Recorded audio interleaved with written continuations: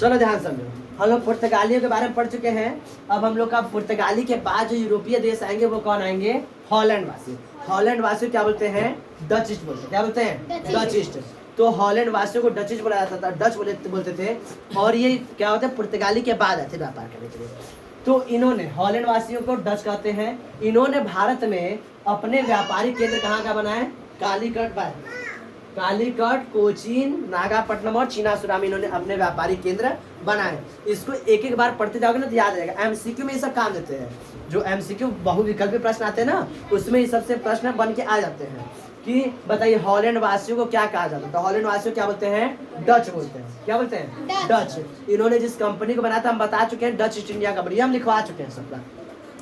पिछले क्लास में हम लोग पढ़ाए तो उसमें लिखवा चुके हैं। तो इन्होंने भारत में अपने व्यापारिक केंद्र कहाँ खोले? तो कालीकट, कोचीन, नागापट्टनम और चीनासुरा में इन्होंने अपने व्यापारिक केंद्र खोले। इसके बाद आएंगे फ्रांसीसी।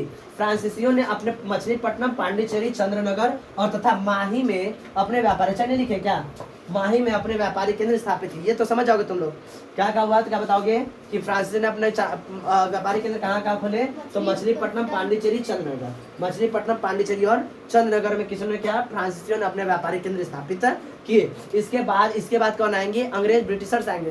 देखो ब्रिटिशर जो होते हैं भाई, ये थोड़े से अलग तरह से इनका मेंटेलिटी जो होता है वो थोड़ा सा अलग रहता है।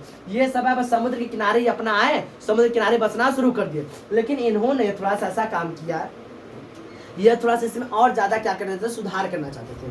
होता क्या था कि अब जैसे समुद्र किनारे हम आ गए तो समुद्र के किनारे भारत के व्यापारी आते थे बेचने। क्या करते थे? भारत के, जैसे हम लोग कैसे समझो, जैसे हम लोग के चंदवा सट्टी में बाजार लगता है तो किसान डायरेक्ट अपना फल सब्जी बेचने नहीं आता है। किसान व्यापारी को बेचता है, व्यापारी यहाँ लेकर आता है और यहाँ से जो फुटकर विक्रेता होते हैं वो खरीद के बेचते हैं। इसी तरह हमारे भारत में व्यापार होता था। होता क्या था कि पहले छोटे छोटे गांव में से एक व्यापारी क्या करता था? पूरा सामान सब खरीद लेता था और खरीद के लाके अंग्रेजों को बेचता था। तो इससे अंग्रेजों को थोड़ा सा क्या होता था? अंग्रेज यानी यूरोपीय को बेचता था तो यूरोपीय को थोड़ा सा महंगा लगता था। अब अंग्रेज आए तो इन्होंने सोचा कि ये पक्का हमें थोड़ा सा महंगा बेचता है, तो वो गाँव गाँव घूमने लगे। क्या करने लगे? गांव गांव घूमने लगे और कोशिश करने लगे कि जो व्यक्ति बनाता है, जैसे मान लो कोई सूती वस्त्र का उद्योग कर रहा है तो सूती वस्त्र बनाता है, उसे डायरेक्ट सूती वस्त्र खरीद ले तो हमको सस्ता पड़ेगा कि नहीं? सस्ता पड़ेगा ना भाई। वो डायरेक्ट सूती वस्त्र बनाए तो सस्ते में दे देगा। तो जो सब्जी का खेती करा, फल का, जो मसालों का खेती करा उसे डायरेक्ट खरीद तो सस्ता पड़ेगा।